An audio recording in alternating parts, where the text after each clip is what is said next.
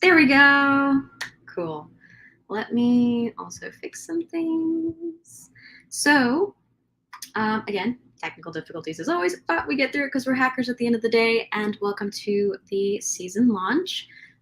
Saw you all had a really exciting workshop that just happened. Saw lots of fun comments. So I'm kind of curious, like, what was the coolest thing you learned from the last talk?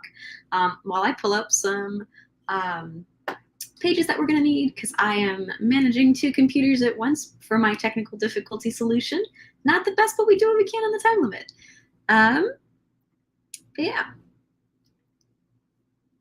Secret sauce. Ooh, what are these comments, people? GitHub Copilot is right now. I am in the middle of setting up some windows. I had to do some panic moving because my camera didn't work, but no, we're rolling through it. Alrighty. Let's see. Present. Share screen. Show me the entire screen.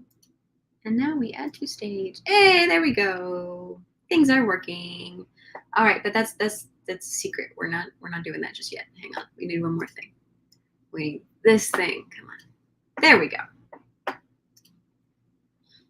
All right. We are functional. What better way to start the season launch with a little bit of internal hacking? All good. It goes that way, you know. You gotta get a practice, you know. I see someone who is a competitor of my university in chat. Here we go again. So before I get started, I want to make sure that you hear me, that you see me, and that things are like accessible, because I really try to make sure that everyone who is potentially watching, whether they're on their phone, their laptop, their PC, their iPad, who knows, can actually like take from this workshop. And so, like I said, for the next hour, we'll be talking about GitHub Copilot. If you already have it installed, if you're already an expert, if you even just like know some tips and tricks, you are now my official helpers in chat, where you get to help me help others, especially when I'm not able to keep an eye on chat super quickly, or if people get stuck and maybe you've solved that problem before. What a great opportunity to be a mentor. Excellent. People are confirming that they can see, hear, etc. I wish I had closed captions, but that's okay. You know, maybe the future of StreamYard is going there. Alrighty. So, like I said, if you have Copilot already, whether you use it on Visual Studio Code or Vim or anywhere else,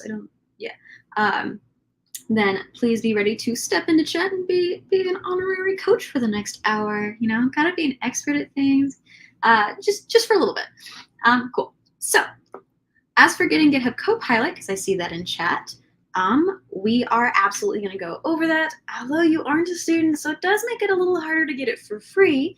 But I do know that if you happen to have a, no, Mac is ChatGPT, sorry, I'm bad. Specifically, if you have a job or have the income or ways in which you can pay for GitHub Copilot, that is an available option. But sometimes there are academic emails that you may or may not have still, depending on your university, that may still be eligible. So you're welcome to give it a try. Although I do know, like with screening and stuff, you tend to need to make sure that you should, what's it called?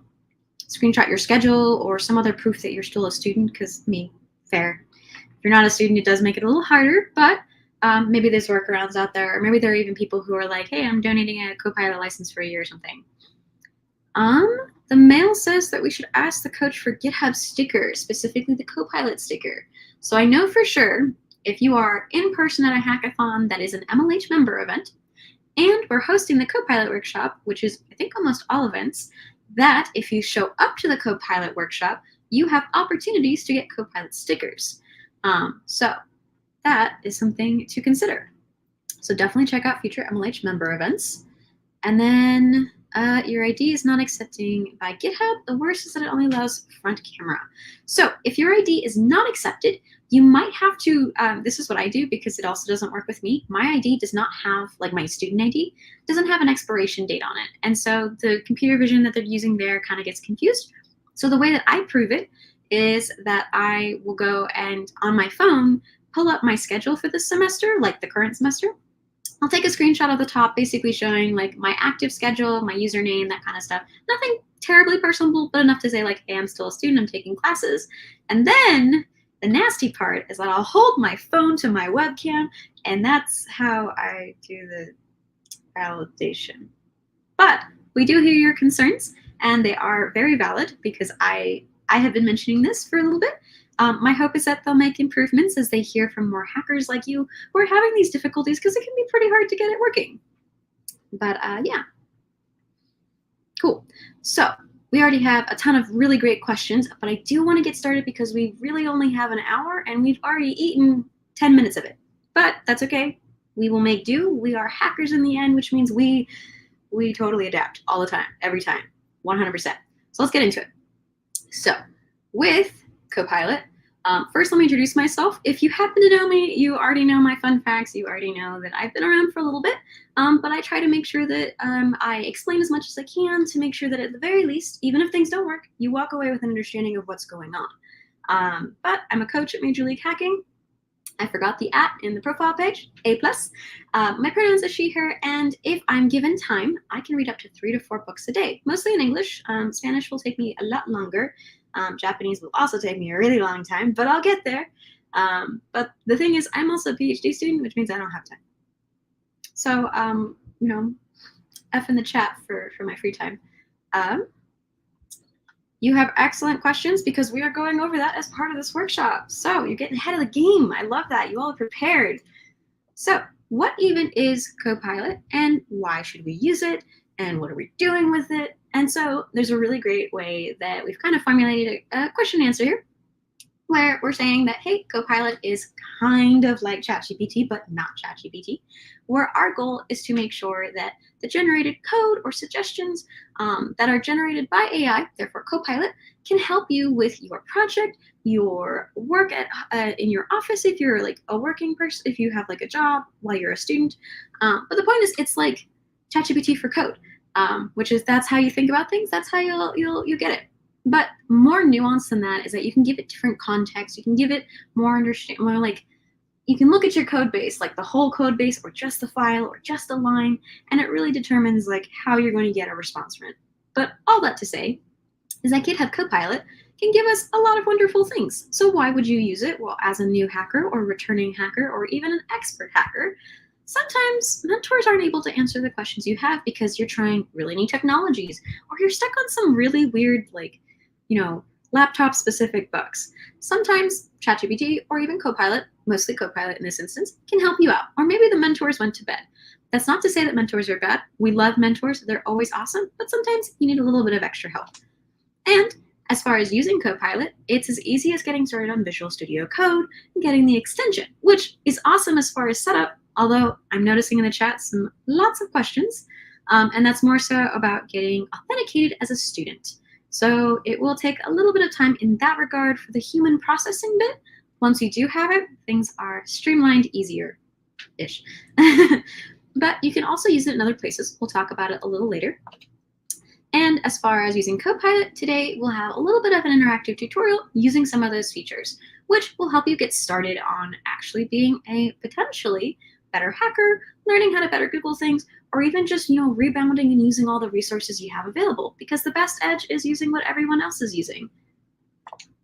All right, so I've told you a lot about what it's for, what you could do, but what even is GitHub Copilot? And the answer is that it's an AI pair programmer, which if you're familiar with pair programming, it's that you're talking to someone and you're using them as a rubber duck, or that you're bouncing ideas back and forth, or really you're just sitting there staring at that one line of code that you're like, why doesn't this work? I don't understand. And the other person also doesn't understand, which is where GitHub Copilot comes in and says, hey, Apple, maybe I understand, and maybe it can help you get to a solution. And potentially if you're pair programming with someone, it can help you both get to a solution. So maybe it's like, what's the ternary of a pair? What's the third version of a pair? Is it like a group? A few? I don't know. Maybe that's something for people bored in chat to go figure out. What is the next one up? The plus one in a pair? Because there's the baker's dozen. I don't know. Anyway, we'll come back to that. Let's double check on chat super fast. It is hesitantly advised. When you're copy pasting things, whether ChatGPT, Copilot, or any AI service that you use, read it over. Make sure you understand what's going on. we're going to talk more about how to make sure that you don't get tripped up by anything that might slip your mind or your interest or even your knowledge. And so just how to have some, not critical thinking, but I think, what was it? AI literacy is what I've been kind of calling it. We've moved throughout time in terms of we have critical thinking, and then it became just like literacy, then it became like social media literacy and online literacy, where you're being aware of things. And now we're in the AI stage where now we're like, how do we make sure we read and understand AI stuff while making sure it's not giving us wrong information and perpetuating the existing issue of misinformation out there? Again, we'll talk about that a little later. All right, so it is, we love that. It's super helpful in typos. It might even help you. Thank you, a trio. I can't believe I missed that. You know, it's Friday. It's Friday. I took yesterday off. My brain's still starting up. Thank you. This is why chat's super helpful, because like they fill in the gaps of where I'm like, brain's not keeping up with the mouth, and that's okay. That is a great question. I'm not super sure as far as spoken language, but as far as code language, I would expect that it's anything that anyone has programmed in GitHub, because that's what it's trained on as far as data. So food for thought. Alrighty, we should keep moving now because we got limited time. So as you can see, there's a couple different things you can use in GitHub Copilot, from the create new button component to fix or explain. And we'll try those out with our workshop today. Now, more reasons as to why you should use GitHub Copilot is that a lot of people are saying that they feel more productive, that they're able to code in a bit of a flow, where something that might be frustrating because they're stuck on that that one line that you're like, why does this not work? I don't understand. That in using the Pair Programmer Copilot, you'll be able to actually flow more easily into solutions and potentially even finish your tasks faster. While I can't recommend working 37 hours straight, I can see that being split into a work week at a normal pace that is appropriate for anyone. So, setting up GitHub Copilot. A lot of you have been asking about where do you use it and how do I get it? And the answer is anywhere. I love this XKCD comment because one, XKCD is great. It's totally understanding of the fact that everyone has different opinions out there. And while this says like real programmers do X, real programmers are just people who use code and are trying to learn new things and are trying to make the world a more codey place. And so I would hope that you're not going to be telling people what the optimal thing is. Just because I use something doesn't mean someone else has to use it, and that will go for most things. In fact, I encourage open-minded thinking about, hey, if you're comfortable somewhere but you want to challenge yourself, go right for it. But if you want to stay where you're comfortable, not a problem. It'd be like that. The point is, you can use GitHub Copilot pretty much anywhere there's a CLI opportunity. Visual Studio Code is among the more popular these days because, I mean, Microsoft does own it and technically GitHub, and therefore GitHub Copilot. But there's also things like Visual Studio, also a Microsoft product. But you also have like NeoVim and NormalVim and JetBrains IDEs. So for this workshop, I'm pretty sure you have to do it through Visual Studio Code, but we're going to try Code Spaces because that is new for me, and I figured, well, I want to try it. So I did some setup. But again, as it mentions, you can also use the GitHub CLI, which is a wonderful opportunity to practice your Linux skills, or at least your shell scripts and whatnot. If you're not comfortable yet, I would encourage experimenting. All right. So if you already have Visual Studio Code, great. You're already ahead of the game. If you'd like to download it to try and follow along, you are also welcome to do so. But an alternative I would also recommend is to go to GitHub, and I don't have my laptop charger. Oh no, let me go get that while you all go and download Visual Studio Code or open a new Code Spaces. And we'll get into that really quick, but let me go grab my charger before this shuts down. BRB.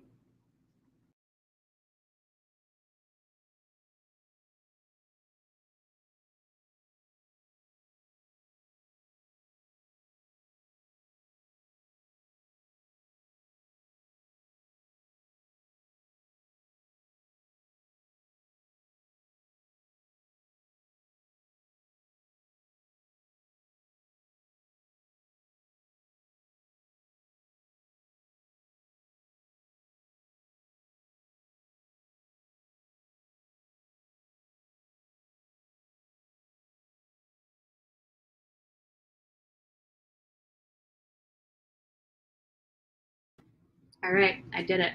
I got my charger super fast. Did you finish downloading VS Code? If you're looking for where to download VS Code, you can obviously Google Visual Studio Code. You can type in code.visualstudio.com and go ahead and download it for your appropriate system. I see some people in chat telling me what it is. I am a Vim girly.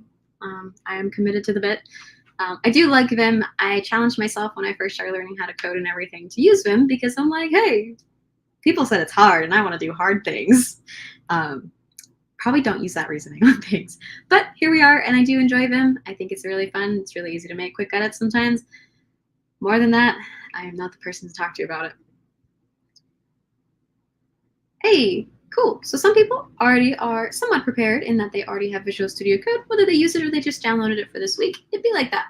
But again, if you are not willing to go ahead and download things, maybe you don't have space on your laptop, or maybe you're even on like an iPad or your phone, log into GitHub and create a new code spaces, and we will get into that. And so let's see what's next. All right, so if you already have Visual Studio Code, I'm gonna let you all go find the Copilot extension while I go jump into code spaces and show people a quick overview of what you would do to get code spaces, which already has Visual Studio Code for you. No installation necessary, although you do have to pay for what you use. I don't know what the payment is because I did it today, so we will find out how much I'm charged. I'm pretty sure it might be free for students. That is something I should have done. But yeah, so you're gonna go ahead and not go to issues. You're gonna go to the plus sign, which I realize people probably can't see. So let's go ahead and zoom in.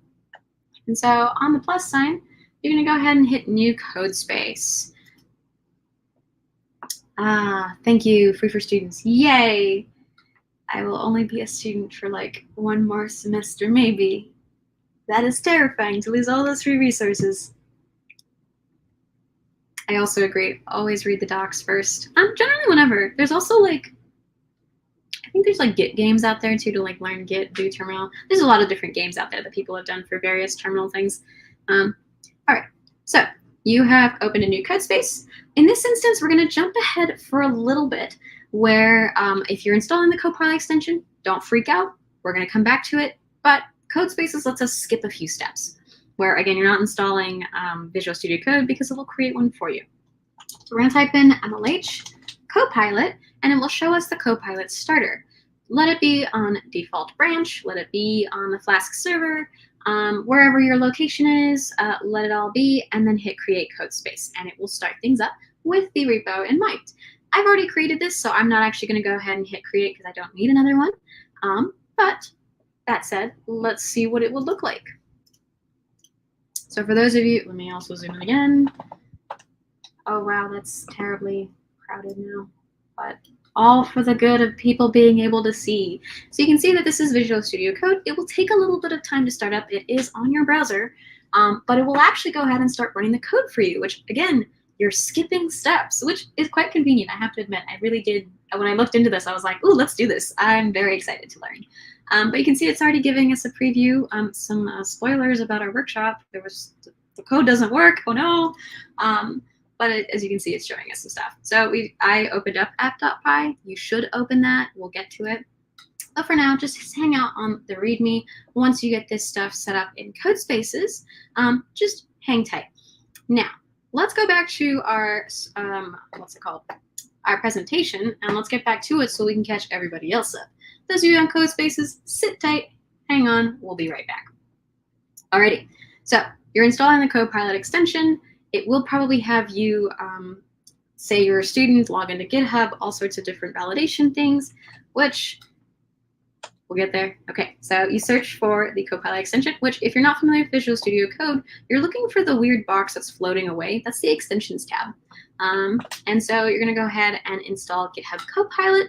Don't have to worry about the other stuff, just focus on this one for now. Once it's done installing, you'll have to activate Copilot if you don't already have it activated. Now remember, if you're a student, this is going to be free, but there's some extra hoops to jump through in that you'll need to go ahead and apply for the GitHub Student Pack, which means you'll need to validate that you're a student. You can either scan your ID if it has an expiration date or when your ID needs to be renewed, that kind of stuff. If you don't have those, you might have to screenshot your schedule and then hold it up with your phone, and That's at least how I do it, and it works for now that I'm like, I'm not going to break the system. If it ain't broke, don't fix it, although it's kind of broken. That's okay. But the point is, it is free for students, teachers, and maintainers of popular open source projects. So if you're finding that you really like Copilot after you're done being a student, or if you briefly have an opportunity to use it, those are other ways you might consider teaching. You might consider becoming an open source maintainer, which would also be great for your resume. Just saying. Alrighty.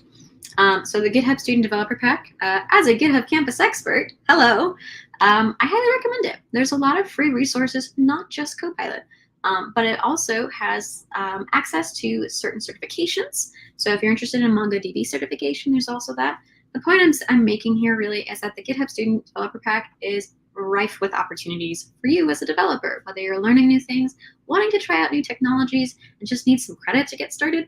This is a great place to check out things. And on top of that, they've expanded it and given you more like tutorials about how to use things, which has been very nice. I have to admit, I've very much enjoyed that because jumping in cold can kind of be rough sometimes. But I will speed through this just because, again, we have limited time today together.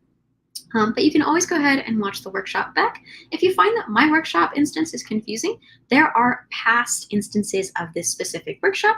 We always have the same title, Making Better Hacks Faster with GitHub Copilot, and it might be that someone else just has a better way of explaining things to you. Totally fine. Everyone learns differently, so highly recommend that you be kind to yourself and practice self-forgiveness and say, yeah, no, Cecilia sucks at explaining to me. I'm going to go find someone else, and that's okay. And if you do like my explanations or you feel comfortable asking me questions, please go right ahead because I like answering questions and making sure people understand that because I didn't have that and I would like to give that now that I have some knowledge. Alrighty, so GitHub Student Pack, you can go ahead and go to hackpack/pack. I'll leave that up for a little bit while I check on chat really quick. Okay, so I've got some people who have downloaded the extension. The student option, I think if you go through the Student Developer Pack, then you will see the student option, so to speak. Those who have the Developer Pack will usually be in some sort of role that would allow for verification of them being able to do things. I unfortunately do not have tips for applying for GitHub Campus Expert because I applied a very, very long time ago. And I haven't forgot, Shenmarie, about your second PhD comment. I'm thinking I should not do that. I'm tired. But I would actually recommend talking to other campus experts who recently joined because they can tell you more about the very recent application process. I keep an eye on like the social media pages because they sometimes have people like making videos about the application process or just like posts about it. So definitely check that out instead. All right, so that second PhD comment. Why are you in my brain? That's not allowed. I'm not allowed to do that. Now, I would go for a second master's because that's much shorter, but I don't need to do that, and I would rather not pay for it. So I'd rather get a job to pay for it, and then maybe I can get a job to pay for a second PhD because that would be fun. But I also kind of miss industry, so who knows? Okay, comments aside, people have gotten a chance to take a look at that link, that hackpack/pack link. Again, if you are falling behind, it's okay. This is a very speedy, short workshop, not by design, just because of the time constraints that we have. Being that you can always watch back the recording, you can go see other past recordings if my explanations are confusing or maybe I'm not answering the questions that you have, especially if you're watching this as a recording. Definitely check out past instances. All of those are a resource. Wonderful. So let's actually get into using it. Because we are with 30 minutes to go, I really want to make sure you all know how to use Copilot and do this and become star hackers. And then if I come coach at an event that you're at, you get to tell me all about how you used it. So, starting a project. Now again, we skipped some steps for those who are in code spaces, so hang tight some more. The point is you're going to open a new window by cloning a Git repository. And you'll see the option right here on the left in that start page. And so when you select cloning a Git repository, it's going to give you a drop down in the top. And so you're going to have, there's one missing step here. You're going to have to say select clone Git repo, not by URL, clone Git repo.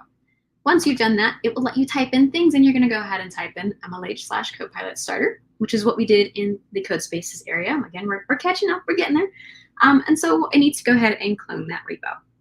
So unfortunately, it will not be automated unless you already have the extensions installed to automate everything for you, which if you're a newbie user to Visual Studio Code, you probably don't. Hello. I don't. I'm not a newbie user. I just don't have it because I'm lazy. So once you get it cloned, you're going to go ahead and open app.py. And at this point, people will be at the same place because everybody can open app.py once they've cloned the repo, pulled it up. If you're in Codespaces, just click the file. And I will pause here, give people about a minute to go ahead and do that. I'll check chat again if there's any new questions. Let's see. So I've actually gotten a master's already in software engineering. I would love to get a master's in like mathematics or electrical engineering because I really enjoy both of those, even though I kind of suck at those. It's okay. I'm trying and I'm learning.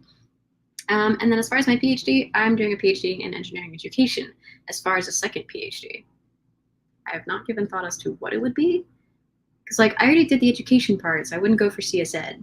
But I kind of want to do like an engineering or like a computer science kind of PhD. But those tech is moving so fast that I'm like, I don't think that's a smart idea. But then if I go to like more of like a social science, or not social sciences, what's it called? A liberal arts, which I do love, not gonna lie. I'm like history takes a while.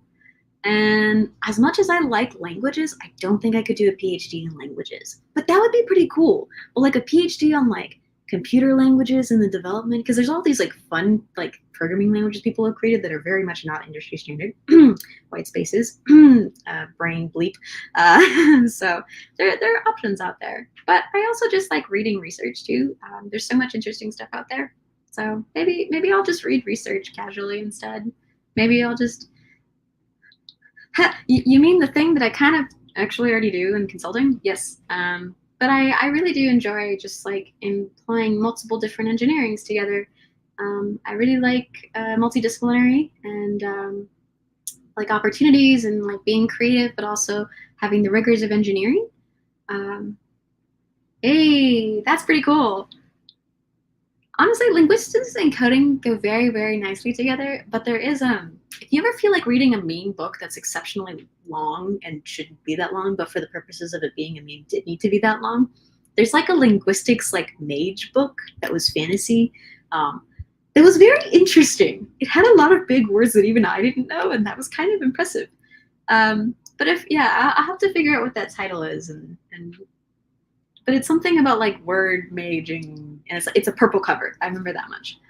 It is just a very weird linguistics book. Okay, back on track though. So you've opened app.py. Remember I had the preview, we're gonna close that. App.py. I will pull up my Goodreads at the end of the stream, so that way I can pull the title, or I will Google it. I will Google it, but I have an idea of what it is. We can talk books if we finish early. All right, so we have app.py open, and it's giving us some spoilers because it is very much broken with a type error. We'll come back to that. But the point is, if you're not familiar with Python at all, this is a great opportunity to use Copilot, where you can select bits of the code. You can select the entire code. I think you might even, no, you can't actually, JK. But the thing is, this is where Copilot really shines, is that you can select subsections or the whole section, basically the entire file. We can go to Copilot if we want to right click. There's also keyboard commands if you'd like to do shortcuts, where we're just like, hey, I don't know what's going on. I don't know Python. I do actually know Python. I don't know Flask. I do actually know Flask. I'm going to explain this. And now this chat has opened up, which if you are in Visual Studio Code, the app, you can also do this as long as Copilot's set up and everything good to go. Same thing, same deal. Select all, select, right click, all that stuff. Or keyboard shortcuts, which I have Visual Studio Code open. I can show you if you don't believe me, because I do have all that stuff set up. I just did it on Codespaces because I was like, oh, brand new setup, great for workshop. But as you can see, it's telling us a bit about what's going on. Now, let's talk about AI literacy. So, some of you have asked, can I just directly copy paste things from Copilot into my code? And the answer is, it depends. If you have a really strong understanding of what you're looking at, let's say you are an expert in Flask and Python, etc., and you do know what this code does already, and you're just like, oh, write some more things for me. You can paste it because you're going to know what looks wrong, so to speak, minus, tiny little things like semantics. In which case, that is where you have it fixed, and maybe it will find your issues where you're missing a bracket or a parenthesis or otherwise. But if you're not familiar, how do you manage the fact that there is a wealth of knowledge that may or may not be correct all the time? And the answer to do that is that you obviously take some time, either block out the distractions or, put the TV on if you have ADHD, and that's how you process things because you need additional background noise. Who knows?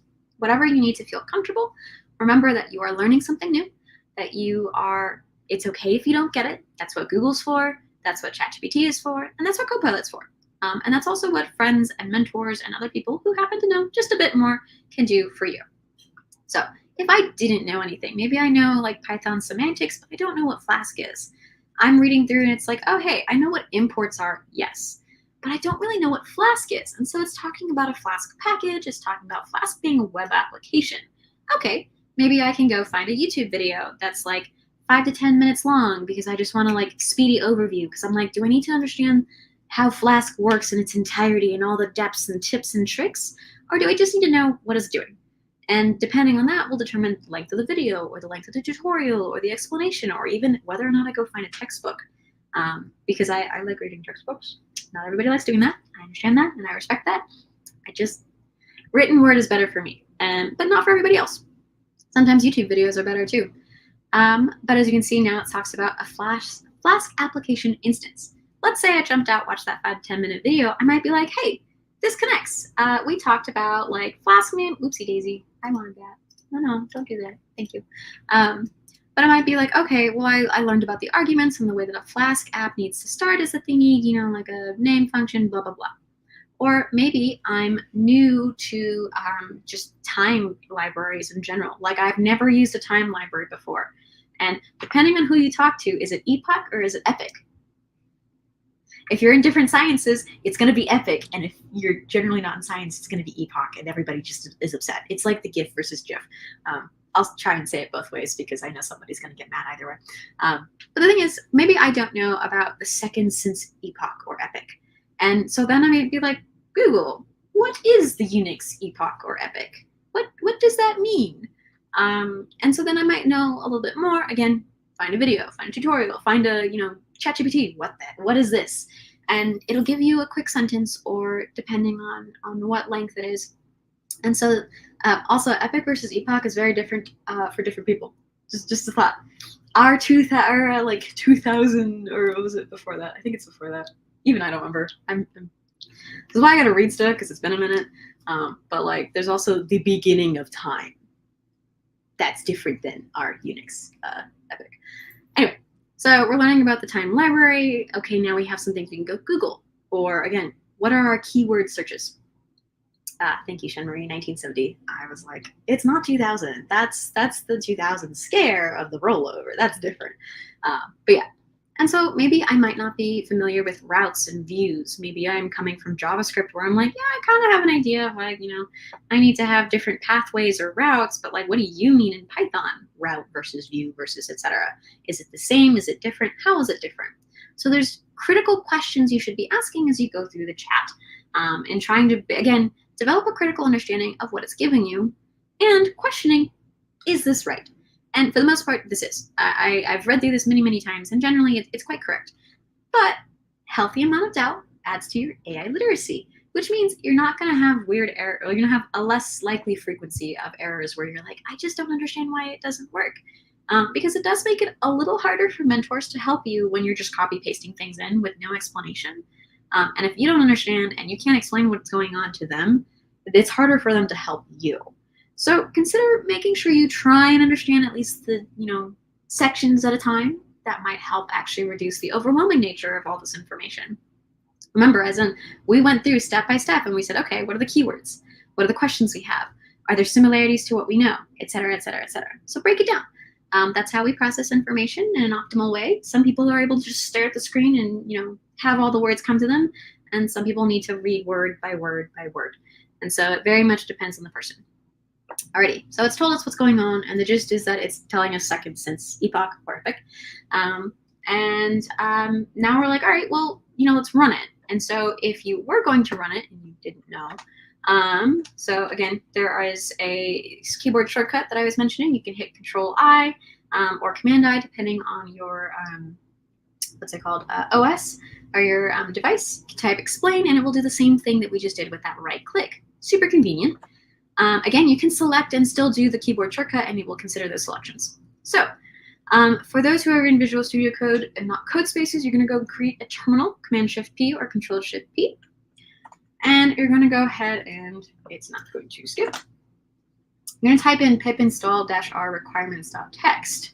And so what this does is just make sure that the actual Flask app knows what it needs to run. Kind of like if you're in JavaScript land, you know that you might say like node install or etc. So what does that mean for you? That means that potentially you can now run your code. Once you run that, you'll then be able to write python -m flask run --debug. And again, you can watch this recording and hit pause. And that will keep you up to speed because we are running out of time. But yeah, so once you hit run, you're putting it in debug mode with this Flask app. These are things to Google if you are not familiar with Flask and you would like to know. Being like, how do I run a Flask app? Why am I doing it this way versus the other way? You can also ask Copilot. Chances are it will have an idea of what's going on. And maybe ChatGPT might supplement some other things where one is wrong or one is right. And of course, there's Google, there's friends, there's tutorials, YouTube, etc. There's many, many, many resources. Pick which one works for you. All right. But what it means when you see the code in action is, as you've seen in our spoilers, is that it's broken. Let's go ahead and close this chat. Close. There we go. All right. So we get a type error. Now, let's say you're new to coding. What even is a type error? We see this error and we're flipping out because there's so many words on a page and we have no idea how to look at it. Pause. Take a deep breath. You are a hacker. You will figure it out. Give yourself the time and grace. So we have type error, and it tells us that the view function did not return a valid response. We don't really know what the view function is. Okay. The return type must be string, dict, list, tuple with headers, status, response instance, etc. But it was an int. And right off the bat, if you are keen on debugging without Copilot, you might be like, oh my gosh, something was an int and it wasn't supposed to be. That's pretty helpful. Not all error messages are that helpful, but this one is.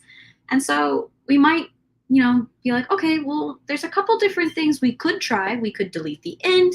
We could do a different cast to one of these, string, dict, list, tuple, etc. But maybe we're still really uncomfortable or not confident, and we're just like, well, it could mean that. It could, like, I don't know what I would replace it with, You might be stuck, you might be self-doubting, and you might be like, I'm still not sure what to Google and how to fix it because maybe I can't find this code online. So I'm like, what's the answer? No idea. If you're still panicking, you're probably scrolling through all of this and you're also like, I don't know where it is, and you keep scrolling up and down and you don't know where things are. Enter Copilot. Saves your butt all the time. See, brought to you by Don't Panic. Hey, that's pretty helpful. So this is nicely formatted on a web page, by the way. So this web page is going to be visible if you ran this in Visual Studio Code on your laptop, desktop, etc., where you'd be able to see the browser once you've opened the browser, because you do have to open that localhost link, which is given in your command line area. There's going to be like, hey, open this page at 127.blah/5000. That would be a link that you paste into your browser, or sometimes you can control click or command click to actually get to it. So we know there is a broken somewhere. There's a broken thing somewhere. And so now we can ask Copilot, hey, we're still pretty stuck. What do we do? We kind of have this error. Let's first just give it to it cold. Like, it doesn't know about this. It doesn't know anything. We just know the code is broken. So we could select everything. Again, you can do a command, what's it called?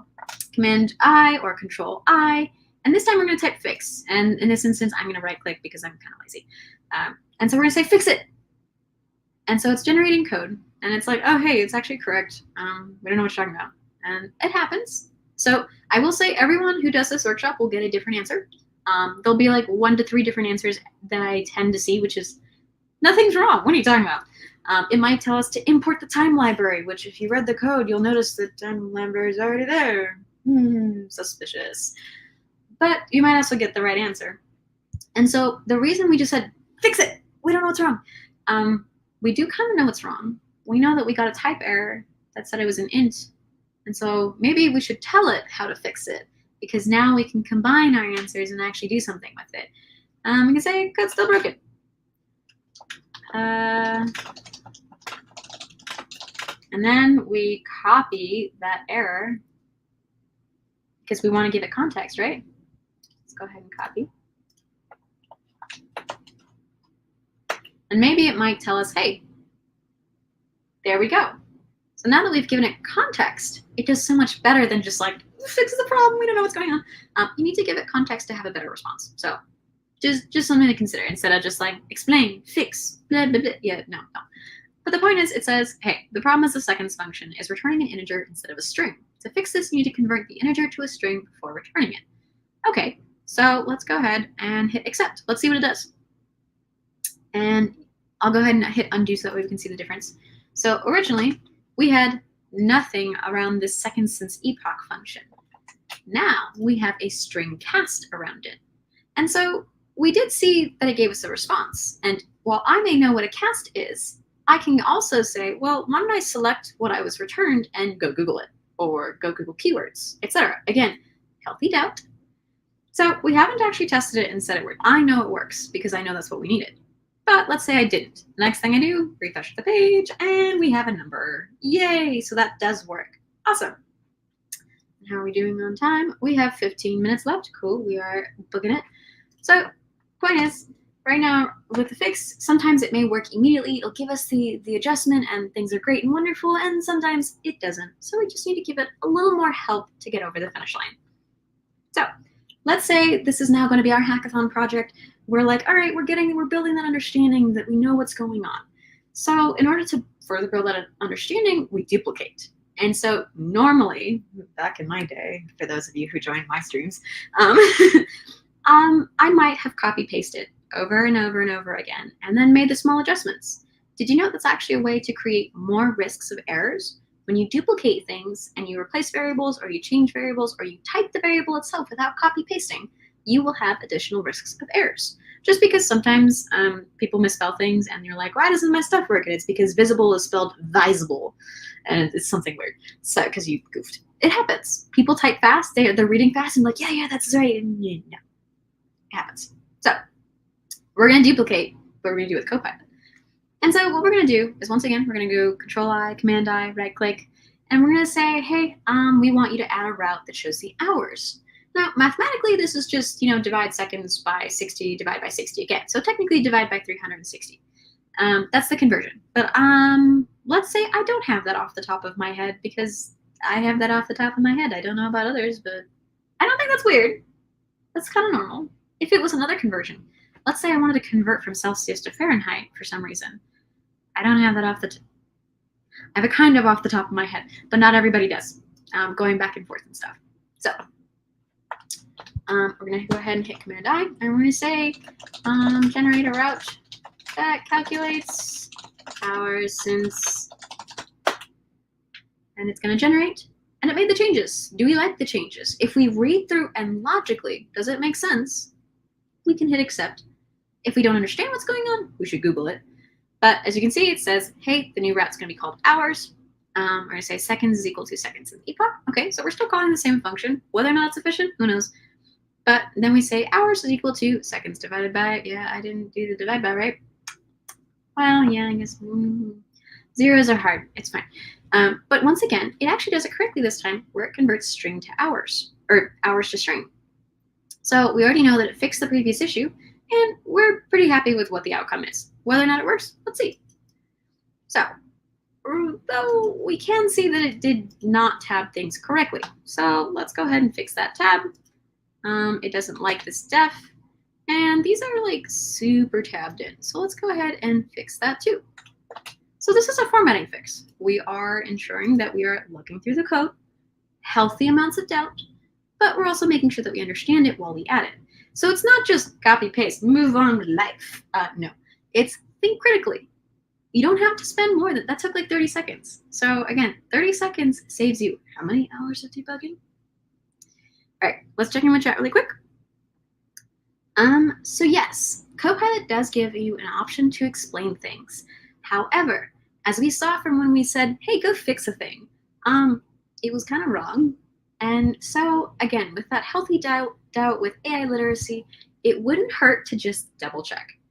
I'm of the habit of Googling first, but I know that many other people are of the habit of using ChatGPT first.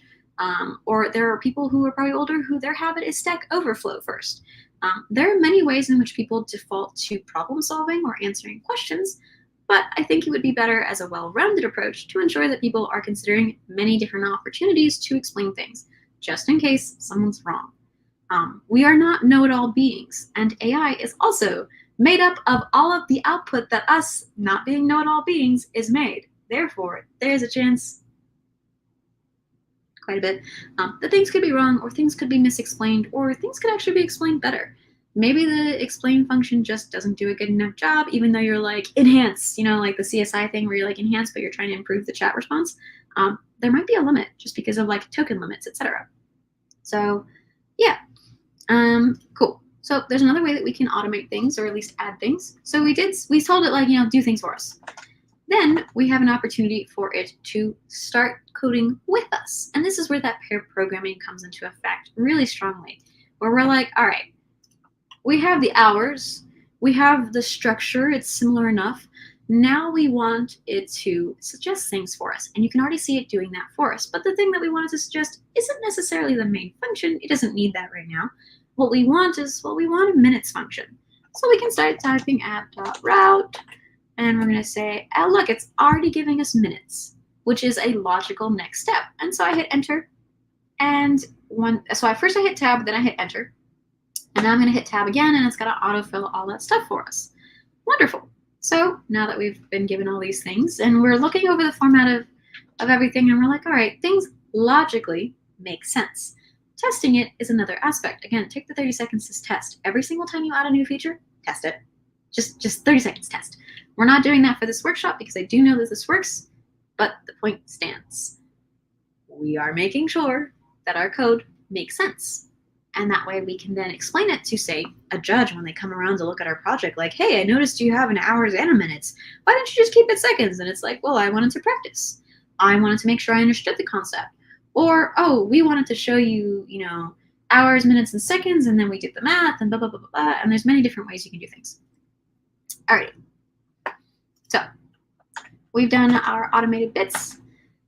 So I've talked a little about this throughout the entire workshop. Copilot is not perfect. ChatGPT, not perfect. Humans, not perfect. Yeah, not perfect. So since Copilot is made off of human data, as is ChatGPT and any other AI, things aren't perfect. It will sometimes write bad code, and it won't understand, which is exactly what you've seen.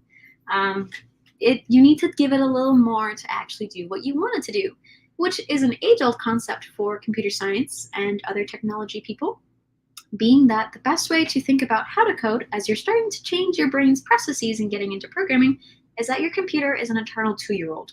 Your program is 2 years old. It does what you tell it to do, which means if you don't tell it what to do correctly, it's not going to do it correctly. And you're going to sit there going like, but I told you to do it, and it's because you didn't break it down enough, or it's because you jumped the gun, all sorts of things changed, etc. So the other thing is that Copilot does not have things past 2021. Obviously, things are going through change. People are obviously making new versions, like ChatGPT, of course, has new versions. And so keeping in mind that accuracy changes with newness of the model, for better or for worse, depends. But the point is, you'll need to, again, critically think about what you're reading, making sure you understand it, because if you go to a judge and they say, so how'd you do that? And you say, ChatGPT, they're going to be like, okay, and move on. Because they can't ask you anything about it, to really understand, what did you learn from it? How did you use ChatGPT to bolster your own skills? That kind of stuff. And the same thing goes for Copilot. And you'll also see this in the job, when you're looking for interviews and training and everything. If you explain a project and say, I use ChatGPT or Copilot to do all of it, that could have been worded better, which is something to think about as you start going through your code and you're writing it with Copilot. You're like, oh, do I actually understand what Copilot is telling me what to do? If I read it, could I explain it to an interviewer? Could I explain it to a coworker? Could I explain it to my friend? And being able to do those things really ensures that you do get something from this instead of just copy, paste, and then you come to your interview and you're like, wow, I don't know anything. So I highly recommend you learn as you go, because it will make your life easier. I know you want to jump into it and just be like, all the things, all the copy, paste. It's only going to hurt you in the long run, and I highly recommend you take the time to learn, because this is your opportunity to learn. All right, another way to consider Copilot is when you go to a hackathon, it's basically your bonus team member. You don't if you are alone, props to you for going it alone. Maybe you're like, I only need to do this with Copilot. Fine. Maybe you and a friend are like, hey, we're new, we've never done this before. We just want an extra, like, someone who has the knowledge of a ton of like code bases, but with our critical thinking, the three of us, you know, Copilot included, can do something with it. Alrighty, so let's say you want to learn more about Copilot. There are more resources online, from Hackpack Copilot guides to Copilot examples and Copilot configuration. You can customize it to work better for you. Of course, varies for everyone. We don't go over this stuff, but we encourage you to come up with new things that help you and then share it with us later, because maybe you might help another hacker. All right, we have finished our workshop. Are there any other questions? I know we did move pretty quickly. Nobody doubted me about the Visual Studio Code stuff, so I'm not going to pull it up on my desktop, but it is available. Again, Codespaces is a really good opportunity if you just want a quick spin up, quick learn. Really great, easy to get started. Yeah. Okay, I promised a book, so let me go find that book really quick. I even logged in. I haven't been reading books of late. I've been very busy. Let's see. I think it was last year's books that I read. I'm pretty sure someone is actually already working on that, and I hope someone's working on that. Let's put it that way.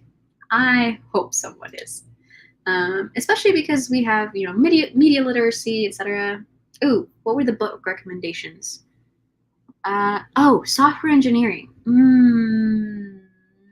I have a few. Yeah, I have a few. Hang on. First, let me pull up last year's. Because in order of operations, I wish to see last year's. Show me last year. Fast reading challenges. Where is this on Goodreads? That's not it.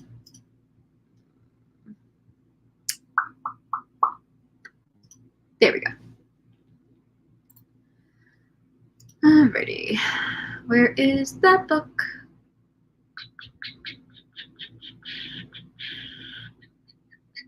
It was purple. Where is it? I'm not showing more books. Let's see. Is it around here? That's a different purple book. Was it? You know what? Maybe it was the year before that. I did read a lot.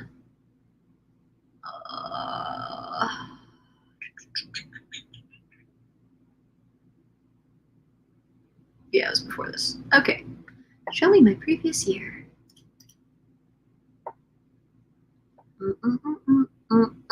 There we go. Battle of the Linguist Mages by Scott Moore. That was a very intriguing book. It was dense. That one took me a while to get through, actually. Okay. And Farah, you asked for software engineering books. So where did I save those? So there are some books I was recommended a long time ago. Some I've read, some I haven't. No, Google, I do not want.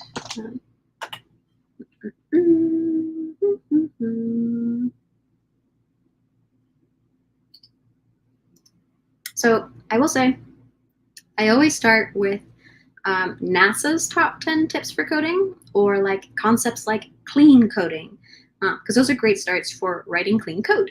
And I Google around there usually. But there are some other things. Yeah, here we go. Clean Code, a handbook of agile software craftsmanship by Robert C. Martin. There is also Think Like a Programmer and The Pragmatic Programmer. I haven't personally read those, but they are highly recommended. Depending on where you're going as far as like topics, design patterns would be good if you're still in the, if you're still a student. Design patterns, learning about those is really, really recommended. Or architecture patterns or microservice patterns. It just depends on what your focus area is. Where is my other? There's another book that I pulled.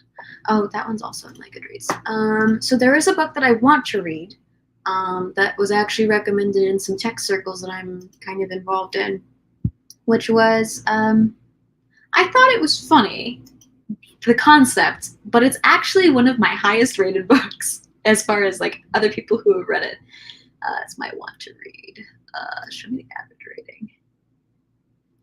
Yeah, it's called Old Coder Guy Book 1, Absurdity and Dubious Wisdom from an Accidental 30-Year Career in Technology.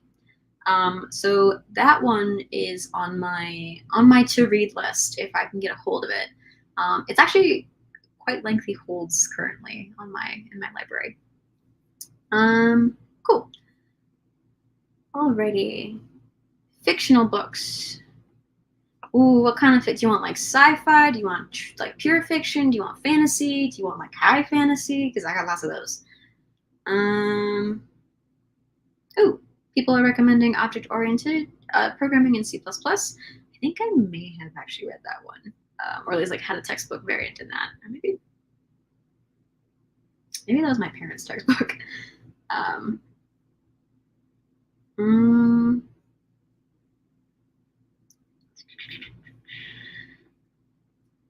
So I do also, who is it? The free printing press. Who is it? Oh no, they wrote this book. So I like textbooks from, where is it? From Nostar Press. Nostar Press. Yeah, there we go. Shen Marine's on the same page. I'm telling you, you can't be sharing my brain. This isn't good. My brain's a dangerous place. I love Nostar Press. They have some free books that they offer online, which is super helpful, especially if there's like Rust. They have a free, constantly updating version of Rust that they have put together. I've been meaning to actually go through that one because I was curious about Rust. Never got around to it, sadly. But it is what it is. But I really like what Nostar Press has put out as far as like Python books, especially if you are looking to do interviews in Python or even code in Python for the majority of your professional career. Nostar Press has some great books on Python concepts and stuff. Yeah, I'm looking at it now. It's just called The Rust Programming Language. It's by Nostar Press. That is the book that started me on Nostar Press, and I was like, oh my gosh, you're affordable and helpful. I find you in the library, and you have online versions of certain books, unlike O'Reilly. Gonna just let that one sit. And we are basically done. I did see one last bit being, you know, I mean, we talk a lot about similar things, and I think we're just gonna end up in the same spaces. But I did see one that someone said, sad fictional books. Ooh, The Stationery Stop. Sure. The Stationery Store? The Stationery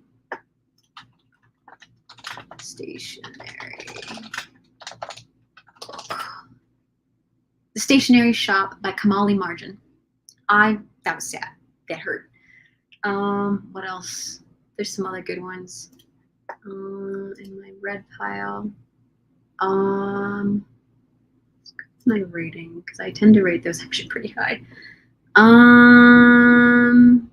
Cloud Atlas is near and dear to my heart, but is more like a fantasy time thingy. Not many people like it actually. I like it though. The Memory Police by Yoko Ogawa. That hurt my soul. It was so good, but it hurt so much. Anything by Madeline Miller I've enjoyed a lot as well. Who else is sad fiction? I know I have a few more. Ooh, I have a sad nonfiction, but like it's like a good sad. Like I'm just like, this tugs at my heart and my heartstrings, and I really liked it. But it also made me think very deeply about the earth and stuff. It's called Braiding Sweetgrass: Indigenous Wisdom, Scientific Knowledge, and the Teachings of Plants. It merely like, I already had a very specific viewpoint on the world, but this helped like reinforce it, but also put a little more like empathy into it that I was like, oh, my heart. Cool. Ooh, Demon Copperhead. I will go put that on my list. Thank you. I like book recs. I like reading anything, so I read a lot of different things. Oh, she wrote Poisonwood Bible. I did not like that book.